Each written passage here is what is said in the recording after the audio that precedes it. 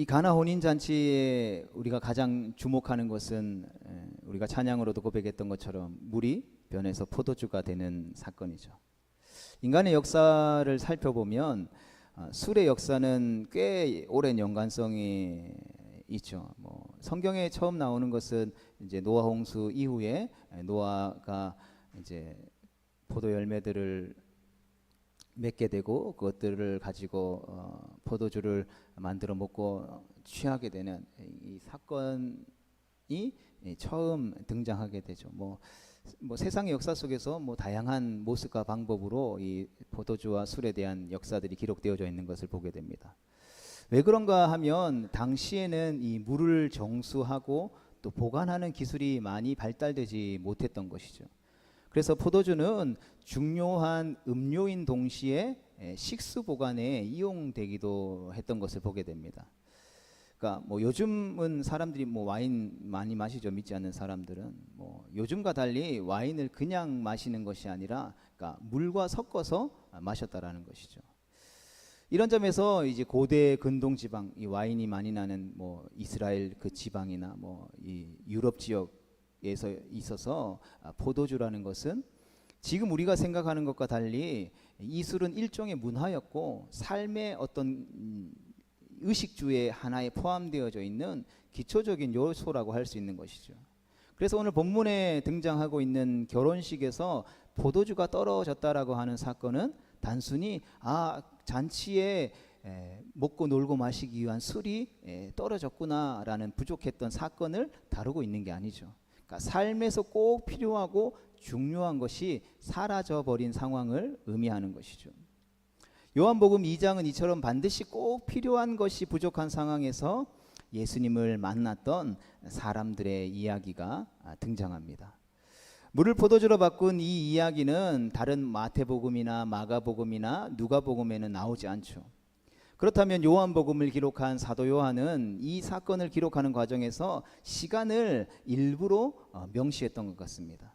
즉 세례 요한이 예수님을 소개해 준 그날로부터 사흘째 되던 날이라는 것을 사도 요한이 명시하고 있죠. 왜냐하면 사도 요한은 이 일이 매우 기억에 남았던 것 같습니다. 이 이야기의 배경은 갈릴리 지방의 가나라고 하는 작은 도시였습니다. 먼저 혼인잔치가 있던 가나는 나사렛 북쪽에 가까운 마을이며 갈릴리 인근 지역이었죠. 아마도 이 결혼식은 친척이나 동네 잔치였을 수도 있는데 갈릴리에 살던 제자들도 아는 사람들의 결혼식이었는지 그들도 함께 예수님과 그 혼인잔치에 초대를 받게 되죠. 유대인들은 전통적으로 밤에 결혼식을 했습니다. 그래서 결혼식이 정해지면 신랑은 자기 집에 잔치를 준비 쫙 해놓고 이제 신부를 데리러 몇몇 친구들과 신부의 집으로 찾아가죠. 이때 신부는 들러리들과 함께 신랑이 올 때에 기다리고 있는데 정확히 언제 올지 모르기 때문에 기름을 잘 준비해서 준비해야 하죠. 나중에 보면 이 열처녀 비유를 통해서 이 혼인잔치에 들러리와 신부에 대한 이야기들도 등장하는 것을 보게 됩니다. 그리고 혼인잔치는 보통 일주일 우리처럼 그냥 30분 딱 하고 끝나는 게 아니라 당시에는 보통 일주일 좀 부자다 친척 오는 손님들이 많다 하면 2주일 정도 계속되었는 것이죠. 그래서 동네 사람들이 다 와서 잔치에 참여하고 넉넉히 배부르게 먹고 마실 수 있도록 준비하는 일이 잔치를 벌이는 사람들이 반드시 해야 할 일인데 보통은 남자 측에서 이 모든 것들을 담당했죠. 그런데 본문의 혼인잔치에 있어서 포도주가 떨어지는 문제가 생기게 되죠. 우리나라 현재 상황과 비교해 보면 결혼식장에 어디 여기 BW 웨딩에 우리가 누가 결혼해가지고 갔는데 이제 예식 마시고 밥 먹으러 가는데 뷔페에 음식이 하나도 남김없이 다 떨어져 버려서 밥을 먹지 못하는 상황이 발생한 거죠. 여러분 혼주의 입장에서는 얼마나 난감한 상황이겠습니까? 문제는 음식은 한 종류가 없어도 다른 것을 먹을 수 있지만 포도주가 없다라는 것은 마실 것에 대한 모든 것이 없다라는 것이죠. 그러니까 마실 것 없이 음식을 먹는 것이 쉽지 않잖아요. 그렇게 되면 잔치 자체에 문제가 생길 수도 있다라는 것이죠. 이런 상황에서 잔치에 초대를 받았던 예수님의 어머니는 예수님에게 다가가서 이 사실을 이야기하죠. 예수님은 자신의 때가 아직 되지 않았다라고 말하면서도 이 문제를 해결할 방법을 가르쳐 주게 됩니다. 그리고 그 말씀대로 순종한 사람들을 통해서 물로 포도주를 만드는 기적을 베풀게 되죠. 그렇게 곤란에 빠질 뻔한 혼인잔치는 해피엔딩으로 끝이 난다라는 것이 이 본문에 우리가 익히 알고 있었던 표면적인 이야기인 것이죠. 이 사건에 가장 먼저 등장하는 인물은 바로 예수님의 어머니입니다. 예수님의 어머니는 이 혼인잔치와 관련이 있었던 것으로 보이며 아마도 친척의 혼인잔치가 아닐까 추측해 볼 수 있는 것이죠. 왜냐하면 포도주가 떨어진 것에 대해서 예수님의 어머니였던 마리아가 관여하고 있기 때문에 아무도 모르는 사람의 잔치에 초대 가서 이렇게 관여하지는 않았을 것이다라는 것이죠. 게다가 포도주가 떨어진 일에 대해서 굳이 예수님께 나아가서 말한 것이나 또 하인들에게 명령을 내리는 것을 보면 적어도 이 혼인잔치를 벌이는 사람과 관계가 먼 사람은 아닌 듯한 것이죠. 혼인잔치가 무르익어갈 때쯤 돼서 포도주가 떨어지는 대참사가 벌어지게 되죠. 성경에는 결혼식의 당사자나 주인이 걱정하고 염려했다라는 것은 나오지 않는 대신에 마리아가 예수님께 문제를 말하는 것만 등장하게 되죠. 그런데 마리아는 그냥 사실을 전달하기보다는 이 문제를 해결할 방법이 예수님께 이미 있다라는 것을 알고 부탁에 가까운 말을 하게 됩니다. 게다가 예수님은 어쨌든 육체적으로는 자신의 아들이기에 충분히 그런 부탁을 할 수 있다라고 여겼던 것 같습니다. 그런데 예수님의 반응이 매우 특별하죠. 어떻게 부릅니까? 일단 어머니를 부를 때 여자여 이렇게 부르죠. 헬라어 단어 기나이라는 단어인데 이 표현은 공손한 표현이지만 그렇다고 해서 어머니를 향한 어떤 애정이 담긴 부드러운 표현은 아닌 것이죠. 분명히 어떤 대상에 대해서 높여 부르는 말이지만 자신이 어머니를 부를 때 사용하기에도 그러니까 즐겨 사용되는 표현은 아니었다는 것이죠. 그러니까 다시 말해 예수님은 마리아의 요청에 아들로서는 이 일에 대해서 반응하지 않겠다라는 것을 표현한 것이다라는 것이죠. 그리고 그 다음 말씀은 이것을 더욱더 확실하게 보여주시죠. 무슨 표현입니까? 나와 무슨 상관이 있나이까. 오늘날로 보면 굉장히 예의 없고 버릇 없는 것처럼 보이는 이 말 역시 당시 언어적으로는 무례하지는 않지만 그냥 이게 퉁명스러운 표현이라고 볼 수 있는 것이죠. 그러니까 질문한 사람에게 약간의 책망이나 항의가 담겨 있는 표현이 되기도 하죠. 그래서 이 표현에 대해서 여러 번역본이나 원어들을 조금 살펴보니까 이 원어에 가까운 직역을 하는 성경을 보면 당신과 나 사이에 무슨 공통적인 관심이 있습니까? 라고 묻는 것으로 해석하기도 하고 또 어떤 면에서는 당신은 나에게 무엇을 하라고 말하시면 안 됩니다. 또는 왜 당신은 나를 이 일에 끌어들이고 있는 것인가요? 라고 표현되어지기도 하는 것이죠. 그 시점은 이 어머니 마리아가 예수님에게 이 포도주 문제를 가지고 왔던 시점은 예수님이 세례 요한에게 세례를 받은 지 4일밖에 지나지 않은 날이었습니다. 그래서 예수님이 아직까지 하나님의 아들로서 특별한 사역을 하지 않은 시점이었다라는 것이죠. 그러나 마리아는 예수님이 누구인지 항상 생각했겠죠. 그래서 분명 마리아가 이런 부탁을 쉽게 꺼낸 것은 아니라고 보여집니다. 하지만 그럼에도 불구하고 반대로 예수님에게 이런 대답이 나올 거라고도 생각하지 못했을 것이죠. 어쩌면 마리아의 마음에 조금은 상처로 다가왔을지도 모릅니다. 그러나 생각해 보면 마리아는 이런 일이 있을 것이다 라는 예언을 받은 것 같습니다.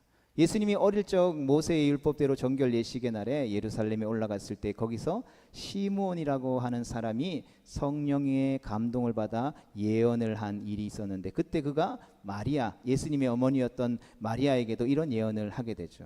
누가복음 2장 34절과 35절의 말씀을 같이 보겠습니다. 시작. 시므온이 그들에게 축복하고 그의 어머니 마리아에게 말하여 이르되 보라 이는 이스라엘 중 많은 사람을 패하거나 흥하게 하며 비방을 받는 표적이 되기 위하여 세움을 받았고 또 칼이 내 마음을 찌르듯 하리니 이는 여러 사람의 마음의 생각을 드러내려 함이니라 하더라. 아멘. 예수님은 공생의 사역을 하는 동안 육신의 어머니였던 마리아가 등장할 때마다 어찌 보면 일부러 거리를 두는 것과 같은 혹은 정말 거리를 둔 것 같은 말씀을 하시죠. 마태복음 12장에 보면 예수님의 어머니였던 마리아와 동생들이 찾아왔을 때도 이렇게 말씀합니다. 같이 보겠습니다. 시작. 말하던 사람에게 대답하여 이르시되 누가 내 어머니이며 내 동생들이냐 하시고 손을 내밀어 제자들을 가리켜 이르시되 나의 어머니와 나의 동생들을 보라. 누구든지 하늘에 계신 내 아버지의 뜻대로 하는 자가 내 형제요 자매요 어머니이니라 하시더라. 아멘. 그러니까 이 구절들은 성경 번역의 문체적인 특성으로 인해 완전히 이해하는 것이 쉽지 않다라는 것이죠. 우리가 가진 정서로 이 예수님의 말씀을 이해하는 것이 쉬운 일은 아니라는 것이죠. 특히 언어가 가지고 있는 뉘앙스는 헬라어 원문을 읽지 않으면 잘 파악하기 어려울 뿐만 아니라 번역된 단어의 영향을 받다 우리의 문화나 관습에 따라서 오해하기 쉽지 않다라는 것이죠. 우리가 이러한 상황을 맞닥뜨렸다고 생각해 봅시다. 그냥 뭐 불효자식 소리 듣겠죠. 따라서 말씀의 내용을 단순하게 평가해서 뭐 예수님을 불효자나 예의가 없어서 그런 것이다라고 보는 것은 주의할 필요가 있다라는 것이죠. 그러니까 해석하기 어려운 표현이라는 것이죠. 예수님의 공생애 즉 모든 사람을 위한 복음을 전하는 기간은 확실히 어떤 한 여자의 아들이 아니라 하나님이 보내신 구원자로서의 사역을 하고 계시다라는 것을 분명히 했다라는 것이죠. 이것은 그 누구도 육신의 어머니조차도 예수님을 만나기 위해 특별한 권리를 행사할 수 없다라는 것을 보여주고 있는 것이죠. 아무리 가까운 사람이라도 그러했고 수제자인 베드로조차도 예수님에게 항변하다가 혼이 나기도 했을 뿐만 아니라 예수님의 이모였던 요한과 야고보의 어머니가 와서 당신의 나라가 임할 때 내 아들 하나는 오른쪽에 하나는 왼편에 좌의정 우의정 앉혀주세요라고 이야기할 때에도 예수님이 분명히 표현하고 있는 것이죠.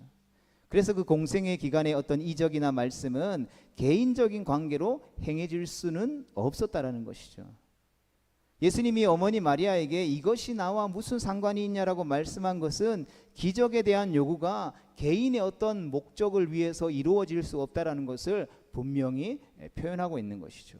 예수님이 이 땅에 오셔서 공생의 사역을 위해서 그것들을 행하고 펼쳐 가셨던 것이지 어떤 개인 한 사람의 욕구를 만족시키기 위해서 기적과 이적을 행하시기 위해서 오신 것이 아니다라는 것이죠.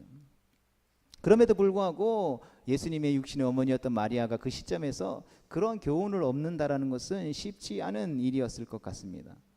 성경에도 자신과 하나님과의 관계가 특별하다고 여긴 사람들이 종종 등장하는데 그 중에 한 명을 들어보자면 엘리야일 것입니다. 열왕기 19장에는 엘리야가 갈멜산에서 바알과 아세라 선지자들을 죽인 후에 이세벨이 자신을 죽이겠다라고 한 말에 간담이 서늘해져서 두려움에 떨고 광야로 들어간 이야기가 나옵니다. 그 이전에 가뭄으로 인해서 그리 시냇가로 갈 때는 하나님께서 그곳에 가라고 했지만 이번에는 자신의 생각대로 광야로 가게 되죠. 그리고 40주야를 지나 하나님의 산 호렙에 이르게 됩니다. 거기서 하나님이 엘리야에게 나타나서 말씀하시죠. 야, 너 왜 지금 여기 있어? 네가 어찌하여 여기 있느냐라고 질문하시죠. 그때 그가 이렇게 고백합니다. 열왕기상 19장 10절 말씀 같이 보겠습니다. 시작.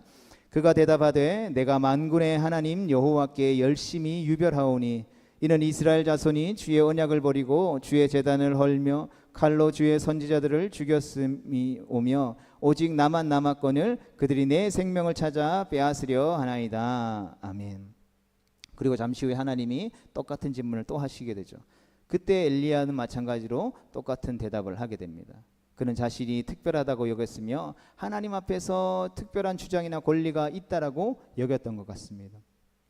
물론 그는 위대한 선지자였으며 역사에 이름을 남길 만한 사람이었습니다. 그러나 그러한 엘리야에게 하나님이 이렇게 말씀하시죠. 열왕기상 19장 우리 15절로 18절까지 말씀을 같이 보겠습니다. 시작. 여호와께서 그에게 이르시되 너는 내 길을 돌이켜 광야를 통하여 다메섹에 가서 이르거든 하사엘에게 기름을 부어 아람의 왕이 되게 하고 너는 또 님시의 아들 예후에게 기름을 부어 이스라엘의 왕이 되게 하고 또 아벨 무홀라 사밧의 아들 엘리사에게 기름을 부어 너를 대신하여 선지자가 되게 하라. 하사엘의 칼을 피하는 자를 예후가 죽일 것이요 예후의 칼을 피하는 자를 엘리사가 죽이리라. 그러나 내가 이스라엘 가운데에 7,000명을 남기리니 다 바알에게 무릎을 꿇지 아니하고 다 바알에게 입맞추지 아니한 자니라. 아멘. 쉽게 표현하면 마지막 말씀은 너만 남았다라고 생각하는 건 너 착각이야 라고 하나님이 말씀하시는 것이죠.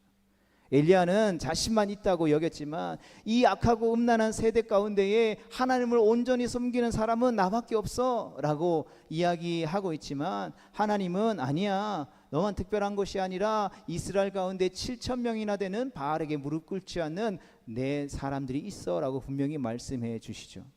그리고 16절 보면 자신이 특별하다고 말하는 엘리야에게 하나님은 엘리사가 이제부터 너를 대신해서 선지자가 될 것이다 라고 말씀합니다.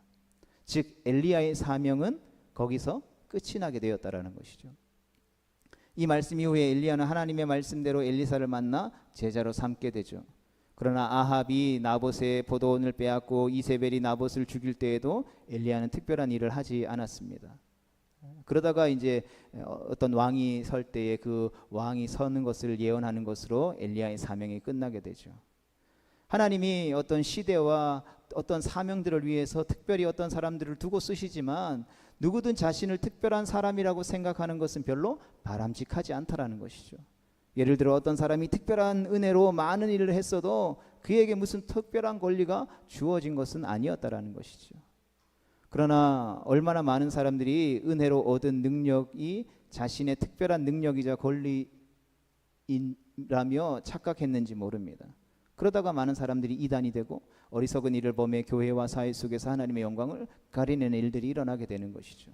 그러니까 한국교회 성장의 역사들을 찾아보면 그런 사람들이 정말 많았던 것을 보게 됩니다. 그들은 엘리야와 같이 불같은 능력을 보여주었습니다. 그런데 어떤 이들은 자신이 정말 대단하다고 여겼던 것 같습니다. 그러자 그 불이 오히려 그들을 태우는 일들이 생겨버린 것이죠. 성경 말씀과 교회사적인 사건들이 보여주는 것은 분명하다라는 것이죠. 예수님 앞에서는 그 어떠한 사람도 특별한 권리를 주장할 수 있는 사람이 아무도 없다라는 것이죠. 그러하기에 사도 바울이 고백하고 있는 것이 나의 나 된 것이 다 하나님의 은혜입니다라는 고백이 하나님 앞에 쓰임받고 하나님을 위해 삶을 이루어가는 성도들의 온전한 고백, 신앙의 고백이 되는 줄로 믿습니다. 자신이 지금까지 어떤 일을 했는지, 무슨 노력과 헌신이 있었는지, 얼마나 많은 기적과 이적을 행했는지, 지금까지 믿음이 좋았는지 아닌지 그런 것으로 하나님 앞에 특별한 백을 쓸 수 있는 사람은 아무도 없다라는 것이죠. 그러하기에 마리아는 착각한 것이 분명합니다.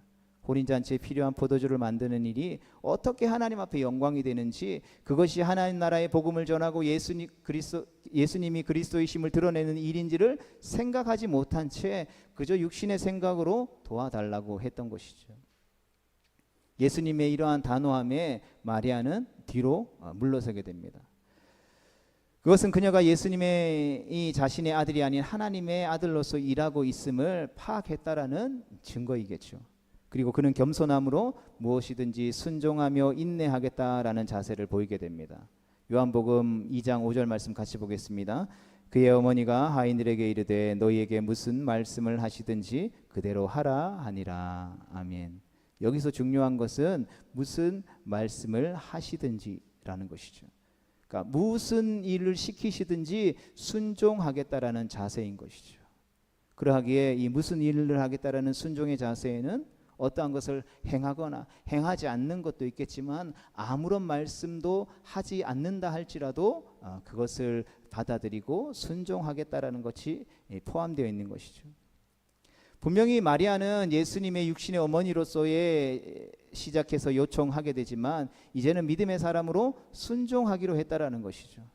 그래서 문제를 해결하기 위해 자신의 방식으로 접근한 것에서 이제는 뒤로 물러나서 하나님의 뜻을 어느 정도 깨닫고 예수님의 방식대로 이 일이 진행될 수 있도록 한 것이죠.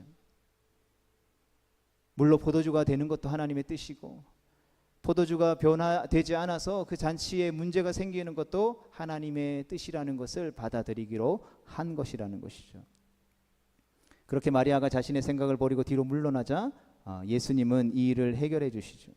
예수님은 하인들에게 정결 예식을 위해 둔 항아리에 물을 채우라고 말씀하십니다. 여기서 정결 예식이란 손발을 씻는 행위죠. 그러니까 고대 근동 지방의 사람들은 주인이 밖에 나가서 외출했다가 들어오면 하인들이 주인의 손과 발을 이제 씻겨주죠. 그것들을 통해서 이제 이후에 집에 들어와서 생활하고 음식을 먹을 수 있도록 돕게 했던 손 씻는 물을 담구었던 통이라는 것이죠. 전후의 상황을 전혀 모르는 하인들은 명령대로 물을 채우게 되죠. 그런데 이제 예수님은 그 물을 떠다가 잔치를 맡은 사람에게 주라고 명령하십니다. 하인들의 입장에서는 황당했겠죠. 그들은 의아했지만 책임지는 사람은 자신들이 아니잖아요.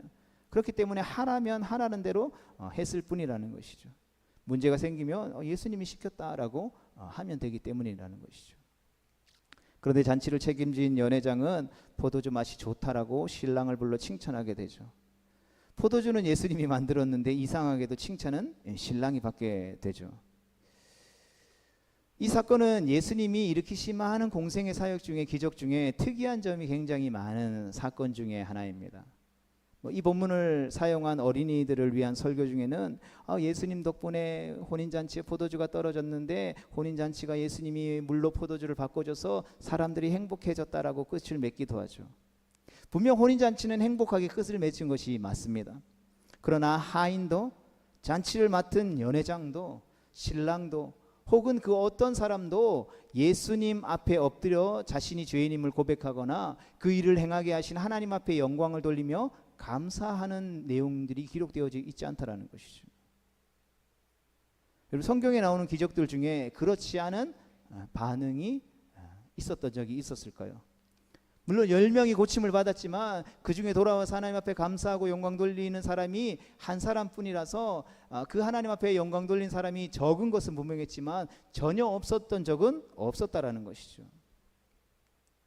그렇다면 아무도 하나님 앞에 영광 돌리거나 예수님께 감사하지 않은 이 기적은 과연 누구에게 의미가 있는 기적이었을까요? 누구를 위해 예수님이 불어주신 기적이었을까요? 연회장이나 신랑일까요? 그랬다면 그들이 가만히 있지 않았겠죠. 그들의 행동이 반드시 성경에 기록되어졌을 것입니다. 그들은 무슨 일이 있었는지도 어쩌면 모르는 사람들이었을지도 모르죠. 하인들은 어땠을까요? 하인들은 예수님을 만나 순종했으니 그들이 주인일지도 모릅니다. 대부분의 사람들이 하인들을 바라보고 하인들이 참 잘했다, 순종했다, 우리도 하나님을 믿을 때 이렇게 순종해야 된다라고 이야기하죠.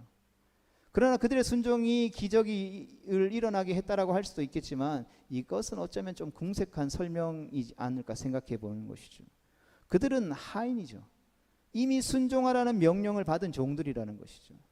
하인들이 내가 생각할 땐 이거는 있을 수 없는 일이라 이렇게 하면 안 돼 라고 생각하고 판단할 수 있을까요?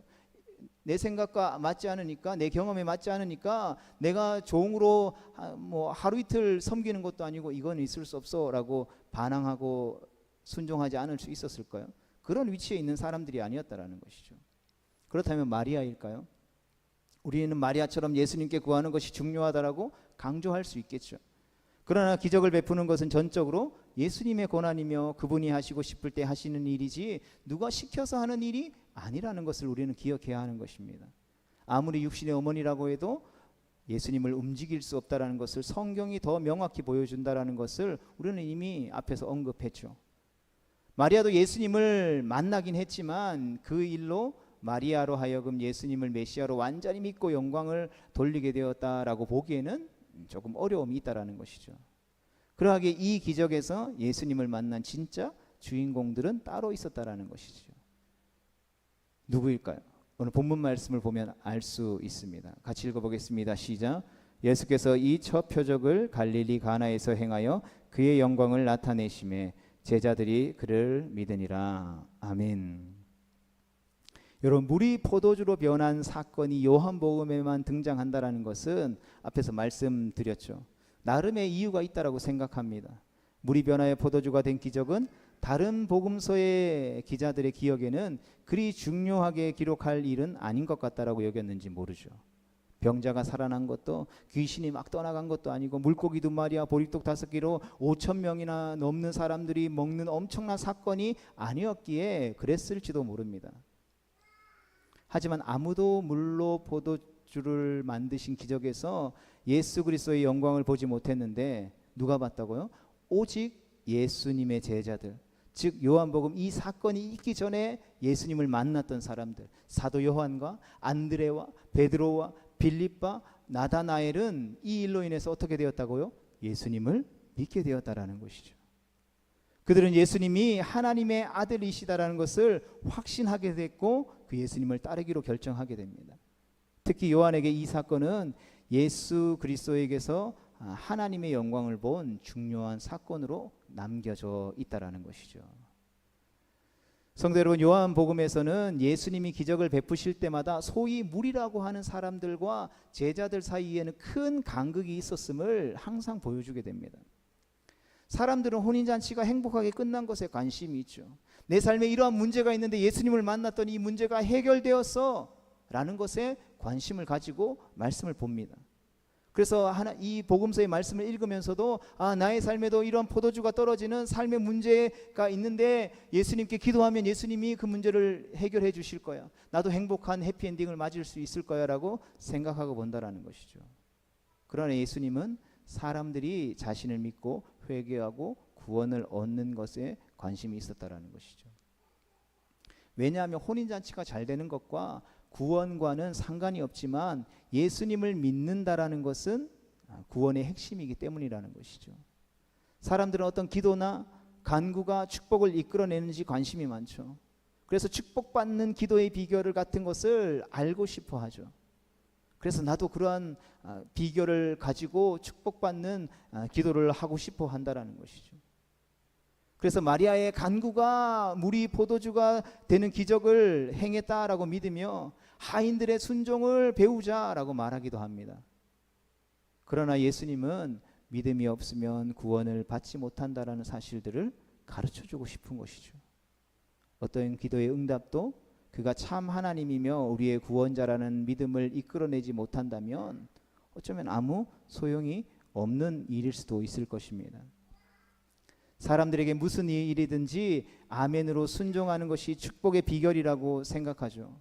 그러나 예수님은 아멘으로 순종함으로 인하여서 예수님을 믿는 것이 구원의 비결이다라고 말해 주시고자 한다라는 것이죠.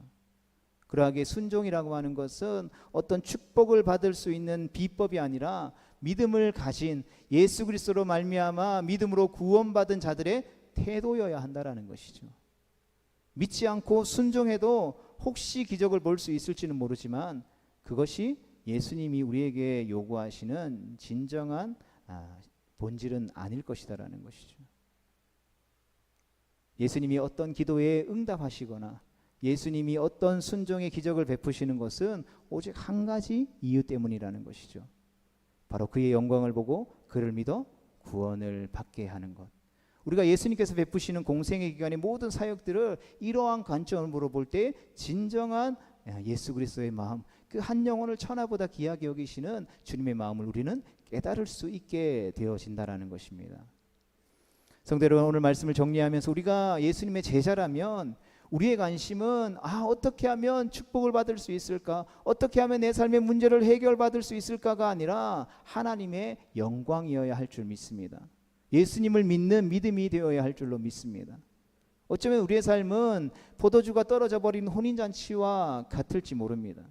좋은 일이 있는데 뭔가 중요한 것이 빠져서 엉망이 되어버릴 듯한 상황이 우리의 삶과 별반 다를 것이 없다라는 것이죠. 그럴 때 우리는 예수님이 우리의 문제를 해결해 주시기를 구하고 또 때로는 주님이 우리의 문제를 해결해 주시는 경험을 하게 된다라는 것이죠. 그런데 혹시 우리의 삶 속에서 역사하시는 예수님의 영광을 본 기억이 있으십니까? 그 일 때문에 주님에 대한 믿음이 더 확실해지셨습니까? 아니면 혹시 그냥 어디서 난 것인지 모르는 맛 좋은 포도주에 취해서 그냥 잊고 넘어가 버리게 되지는 않았습니까? 사랑하는 성도 여러분, 우리 모두는 축복이나 어떤 응답의 비결을 찾아서 문제를 해결하는 데에 분주하지 않기를 축복합니다. 축복에 취해서 더 맛 좋은 포도주에 취해서 이 포도주가 어디서부터 났는지를 모르거나 그것에는 전혀 관심 없어 하는 사람이 되지 않기를 축복합니다. 바라기는 우리 모두가 예수님의 영광을 보고 장성한 믿음의 분량에 이르는 하나님의 백성 되어질 수 있기를, 부르신 삶의 자리 가운데에 그러한 본질을 쫓아 믿음의 선한 싸움을 계속해서 싸워 나아가는 우리 모두가 되어질 수 있기를 주님의 이름으로 축복합니다.